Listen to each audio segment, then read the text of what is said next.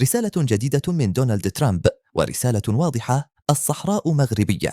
في برقية رسمية وجهها إلى الملك محمد السادس بمناسبة عيد العرش، جدد الرئيس الأمريكي السابق دونالد جي ترامب اعتراف الولايات المتحدة الأمريكية بسيادة المغرب الكاملة على الصحراء المغربية، وأكد أن المقترح المغربي للحكم الذاتي هو الحل الوحيد الجاد والواقعي من أجل تسوية عادلة ودائمة لهذا النزاع.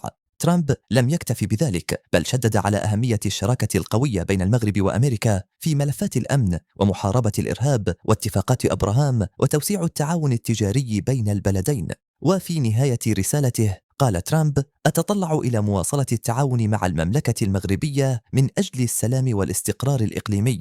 فهل ترى أن هذا الموقف يعزز قوة المغرب دولياً؟ شاركنا رأيك في التعليقات، وشاركوا الفيديو مع كل مغربي غيور على وطنه.